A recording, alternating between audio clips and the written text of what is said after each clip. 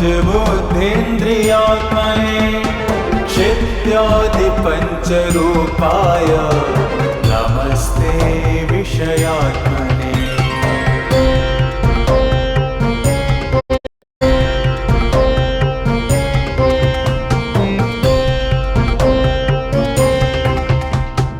नमोऽस्त्वनन्तरूपाय नीलकण्ठ नमोऽस्तु ते। अविज्ञातस्वरूपाय कैवल्यायान्विताय च नान्तं देवा विजानन्ति यस्य तस्मै नमो नमः। यं न वाचः प्रशंसन्ति नमस्तस्मै चिदात्मने।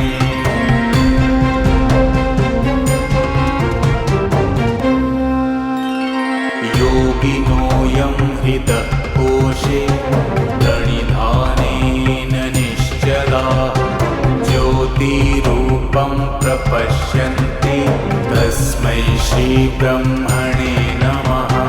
कालात् पराय कालाय स्वेच्छया पुरुषाय च गुणत्रयस्वरूपाय नमः प्रकृतिरूपिणे।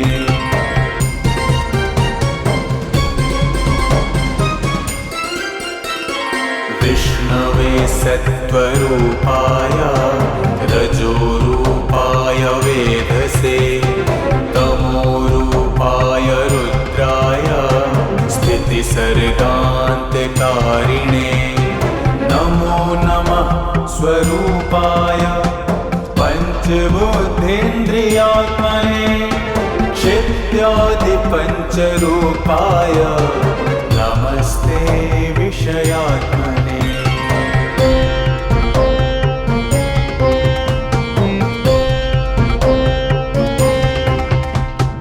नमो ब्रह्माण्डरूपाय तदन्तर्वर्तिने नमः।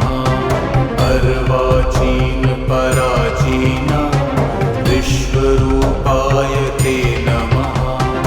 अचिन्त्यनित्यरूपाय सदसत्पतये नमः।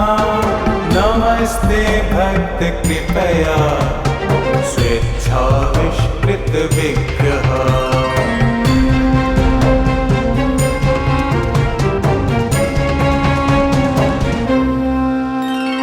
तव निःश्वसितं वेदा स्तव वेदोऽखिलं जगत् विश्वभूतानि ते पाद शिरोद्यौ समवर्तत।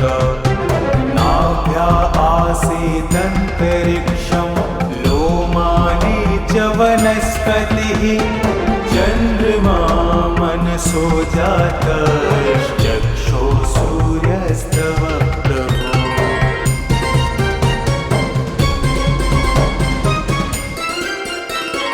त्वमेव सर्वं त्वयिदेव सर्वं सर्वस्तुतिस्तव्य इह त्वमेव।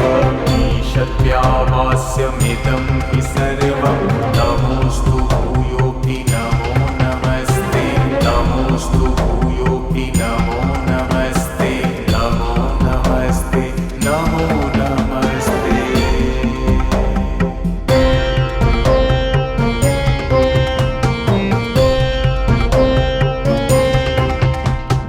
नमोऽस्त्वनन्तरूपाय नीलकण्ठ नमोऽस्तु ते।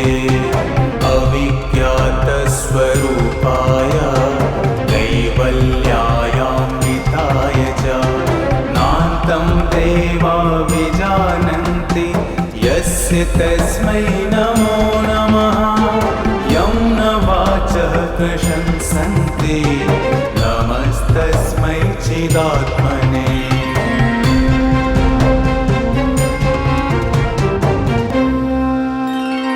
योगिनो यं हृदः कोशे प्रणिधानेन निश्चलाः ज्योतिरूपं प्रपश्यन्ति तस्मै श्रीब्रह्मणे नमः। कालात् पराय कालाय स्वेच्छया पुरुषाय च गुणत्रयस्वरूपाय नमः प्रकृतिरूपिणे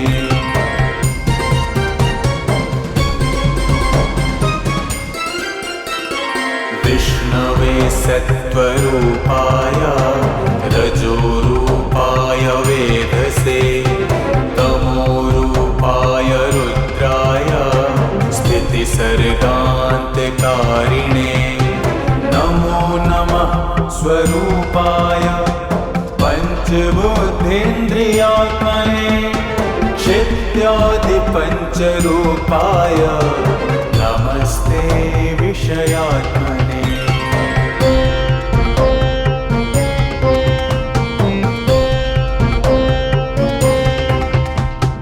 नमो ब्रह्माण्डरूपाय तदन्तर्वर्तिने नमः अर्वाचीन पराचीन विश्वरूपाय ते नमः अचिन्त्यनित्यरूपाय सदसत्पतये नमः नमस्ते भक्तकृपया स्वेच्छाविष्कृतविग्रह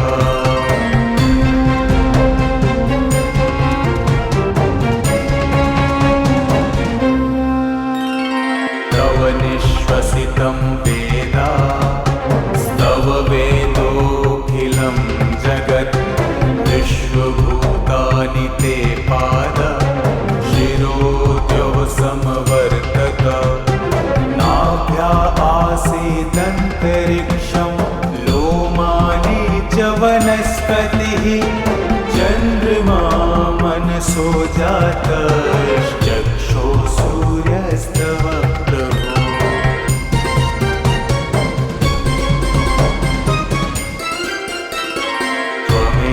सर्वं त्वयिदेव सर्वं सर्वस्तुतिस्तव्य इह त्वमेव ईशत्यावास्यमिदं हि सर्वं नमोऽस्तु भूयोऽपि नमो नमस्ते नमोऽस्तु भूयोऽपि नमो नमस्ते नमो नमस्ते नमो नमस्ते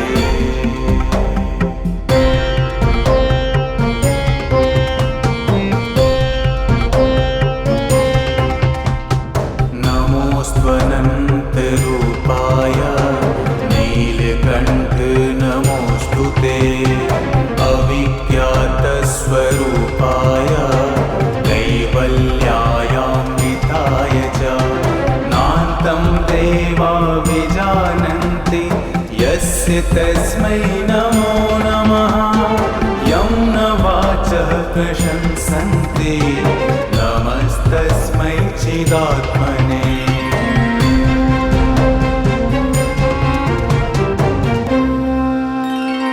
योगिनोऽयं हृदः कोशे प्रणिधानेन निश्चलाः ज्योतिरूपं प्रपश्यन्ति तस्मै श्रीब्रह्मणे नमः कालात् पराय कालाय स्वेच्छया पुरुषाय च गुणत्रयस्वरूपाय नमः प्रकृतिरूपिणे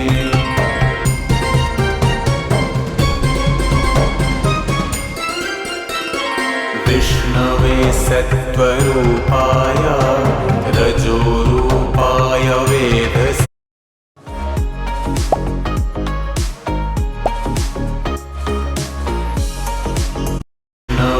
सत्त्वरूपाय रजोरूपाय वेधसे तमोरूपाय रुद्राय स्थितिसर्गान्तकारिणे नमो नमः स्वरूपाय पञ्चबुद्धीन्द्रियात्मने क्षित्यादिपञ्चरूपाय नमस्ते विषयात्मने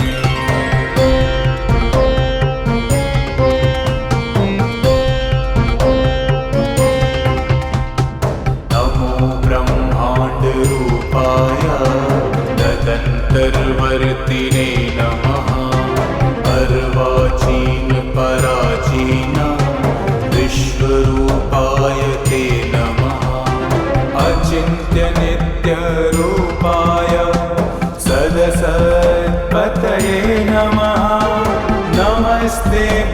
कृपया स्वेच्छाविष्कृत विग्रह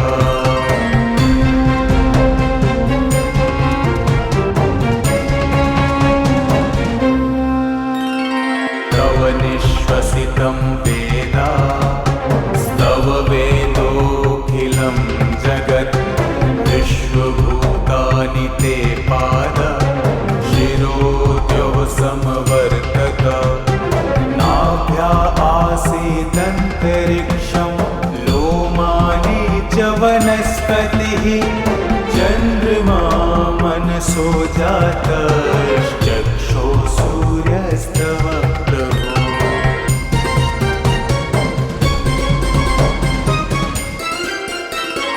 त्वमेव सर्वं त्वयिदेव सर्वं सर्वस्तुतिस्तव्य इह त्वमेव ईशत्यावास्यमिदं हि सर्वं नमोऽस्तु भूयोऽपि नमो नमस्ते नमोऽस्तु भूयोऽपि नमो नमस्ते नमो नमस्ते नमो नमस्ते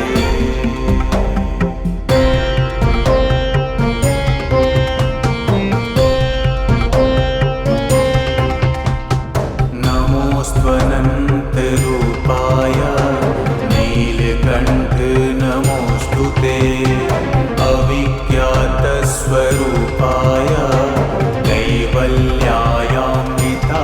च नान्तं देवा विजानन्ति यस्य तस्मै नमो नमः यं न वाचः प्रशंसन्ति नमस्तस्मै चिदात्मने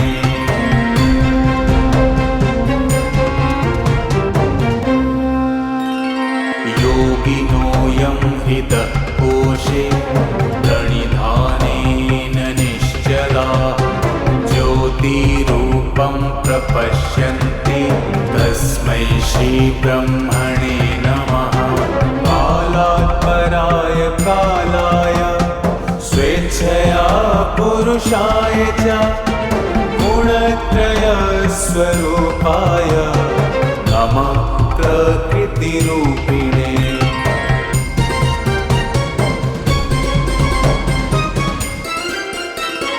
विष्णवे सत्त्वरूपाय रजोरूपाय वेधसे तमोरूपाय रुद्राय स्थितिसर्गान्तकारिणे नमो नमः स्वरूपाय पञ्चबुद्धीन्द्रियात्मने क्षित्यादिपञ्चरूपाय नमस्ते विषयात्मने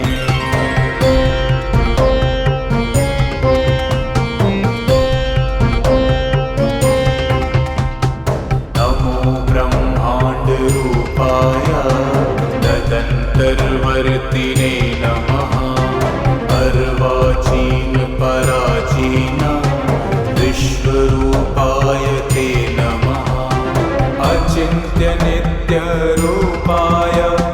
सदसत्पतये नमः नमस्ते भक्तकृपया स्वेच्छाविष्कृत विग्रह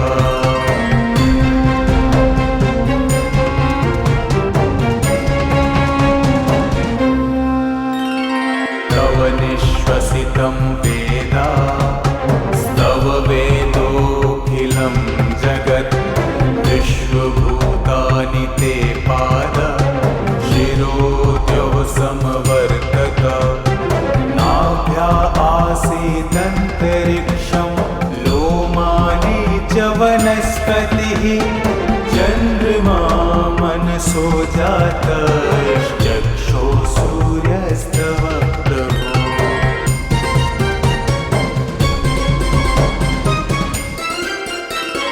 त्वमेव सर्वं त्वयिदेव सर्वं सर्वस्तुतिस्तव्य इह त्वमेव ईशत्यावास्यमिदं हि सर्वं नमोऽस्तु भूयोऽपि नमो नमस्ते नमोऽस्तु भूयोऽपि नमो नमस्ते नमो नमस्ते नमो नमस्ते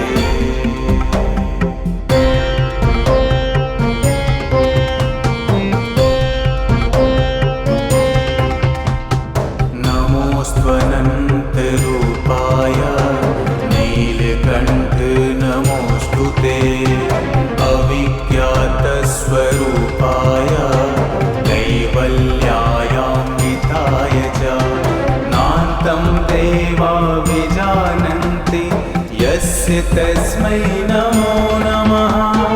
यं न वाचः प्रशंसन्ते नमस्तस्मै चिदात्मने।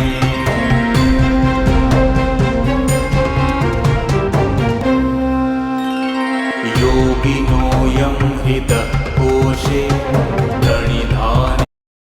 दोस्तों, फ्रीलांसिंग करके एक्स्ट्रा इनकम कमाने का एक ही शॉर्टकट है जो कि अभी बंद है और कभी खुलेगा। योगिनो यं हृदः कोशे प्रणिधानेन निश्चला ज्योतिरूपं प्रपश्यन्ति तस्मै श्रीब्रह्मणे नमः। कालात् पराय कालाय स्वेच्छया पुरुषाय च गुणत्रयस्वरूपाय नमः प्रकृतिरूपिणे।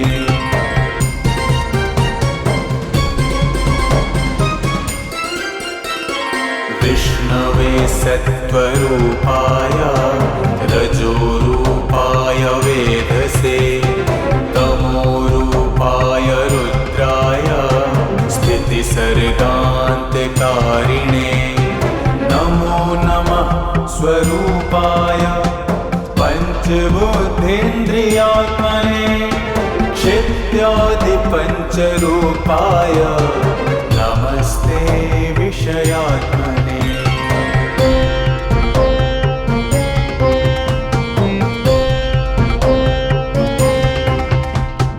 नमो ब्रह्माण्डरूपाय तदन्तर्वर्तिने नमः।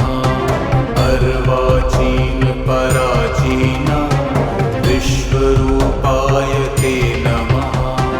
अचिन्त्य नित्यरूपाय सदसत्पतये नमः।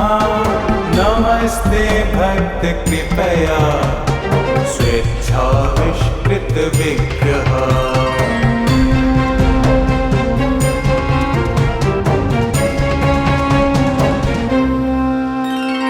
तव निःश्वसितं वेदा स्तव वेदोऽखिलं जगत् विश्वभूतानि ते पाद शिरोद्यौ समवर्तत।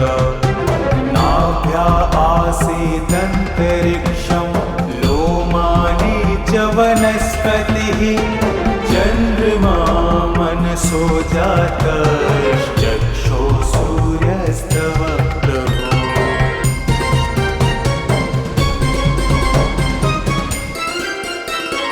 त्वमेव सर्वं त्वयिदेव सर्वं सर्वस्तुतिस्तव्य इह त्वमेव। ईशत्यावास्यमिदं हि सर्वं नमोऽस्तु भूयोऽपि नमो नमस्ते। नमोऽस्तु भूयोऽपि नमो नमस्ते। नमो नमस्ते नमो नमस्ते।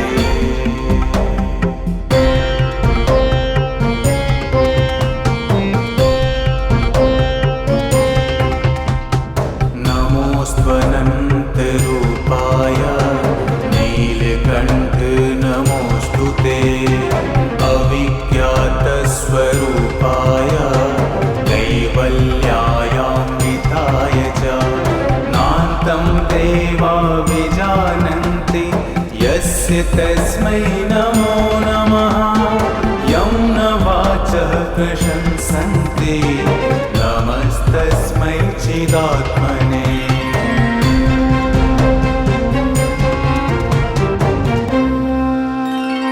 योगिनो यं हृदः कोशे प्रणिधानेन निश्चला ज्योतिरूपं प्रपश्यन्ति तस्मै श्रीब्रह्मणे नमः। कालात् पराय कालाय स्वेच्छया पुरुषाय च गुणत्रयस्वरूपाय नमः प्रकृतिरूपिणे।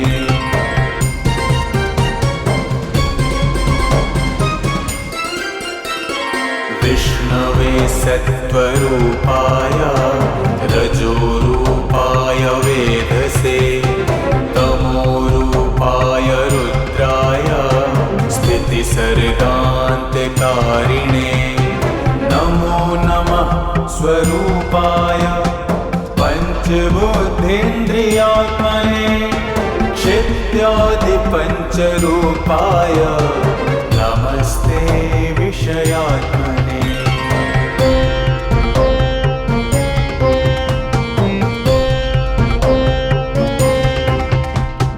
नमो ब्रह्माण्डरूपाय तदन्तर्वर्तिने नमः। अर्वाचीन पराचीन विश्वरूपाय ते नमः। अचिन्त्यनित्यरूपाय सदसत्पतये नमः। नमस्ते भक्तकृपया स्वेच्छाविष्कृतविग्रह।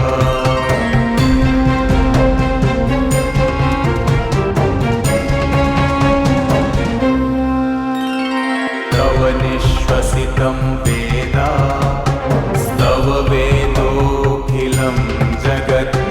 विश्वभूतानि ते पाद शिरोद्यौ समवर्तत। नाभ्या आसीदन्तरिक्षं लोमानि च वनस्पतिः। चन्द्रमा मनसो जातश्चक्षो सूर्यस्तव प्रभो।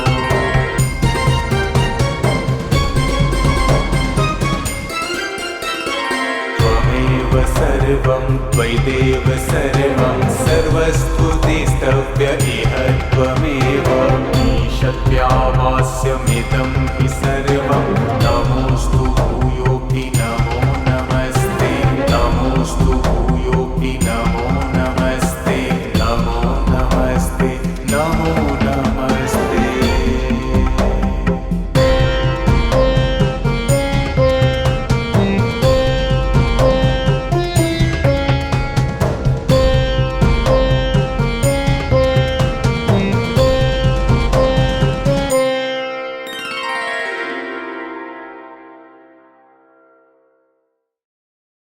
माझ्यासाठी एकदम स्ट्रेसफुल प्रोसेस होती ती, की कसं सगळं जमवायचंय, कसं करायचंय, नीट मिळेल नाही मिळेल, आणि कंटिन्यू रिजेक्शन्स असे होत होते. कंटिन्यू रिजेक्ट करत होतो किंवा रिजेक्ट होत होतो. आणि या सगळ्यामध्ये काय व्हायचं की फॅमिलीला पण टेन्शन यायचं नाही, मम्मीला पप्पांना. मम्मीला तर असं वाटायचं अरे बाबा ह्याचं जमल का नाही जमणार, असं व्हायचं. आणि त्या सगळ्या प्रोसेसमध्ये ना मम्मीने मला काय केलं होतं की मम्मी बोलली की तू असं जरा ऍस्ट्रॉलॉजरला वगैरे भेट किंवा त्यांच्याशी बोल. ऍस्ट्रोटॉकवर एका ऍस्ट्रॉलॉजर सोबत बोललो, गीताजी म्हणून होते, त्यांच्याशी बोललो मी. आणि मी जेव्हा त्यांच्याशी बोलायला स्टार्ट केलं ना, माझ्याबद्दल ऑलरेडी बऱ्याचशा गोष्टी ऑलरेडी माहिती होत्या. म्हणजे मी ते बघून थोडा शॉक झालो, सरप्राईज झालो की या माझ्या पर्सनल गोष्टी ह्यांना ऑलरेडी काय सगळ्या माहिती. आणि मग त्यांनीच बरेचसे काही सोल्युशन्स दिले, सगळं झालं. हे मला आयुष्यभराचं सोल्युशन मिळालं. आणि माझ्याच नाही, तुमच्या पण लाईफमध्ये, प्रत्येकाच्या लाईफमध्ये असे प्रॉब्लेम्स असतात, पैशाला धरून, रिलेशनशिपला धरून, किंवा जे काही प्रॉब्लेम्स असतील, तर तुम्ही पण ऍस्ट्रॉलॉजर सोबत बोलू शकता आणि तुम्हाला पण सोल्युशन मिळू शकतात. तर मी सजेस्ट करेल की तुम्ही पण ऍस्ट्रोटॉक ऍप डाउनलोड करा. आणि फर्स्ट चॅट फ्री आहे, सो तुम्ही पण तुमचे प्रॉब्लेम्स जरा शेअर करून सोल्युशन्स घ्या.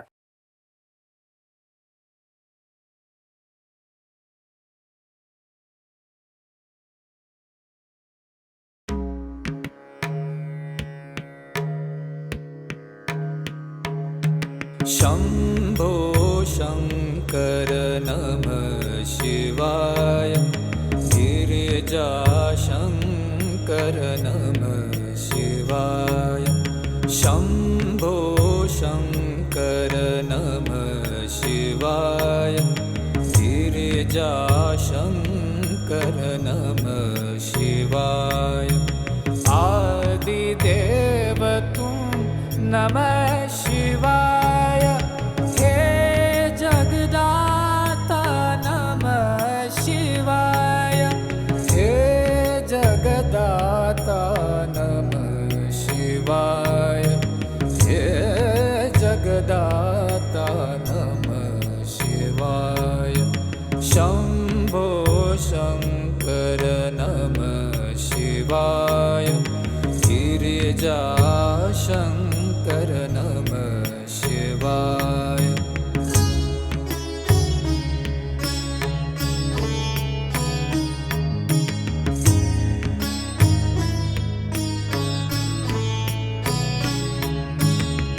तुम कैलाशपति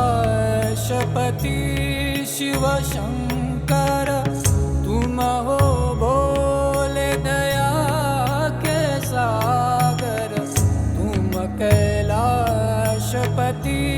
शिव शंकर तुम हो भोले दया के सागर दूर करो सब दुख हमारे दूर करो सब दुख हमारे शंभो शंकर नमः शिवाय गिरिजा शंकर नमः शिवाय आदिदेव तुम नमः शिवाय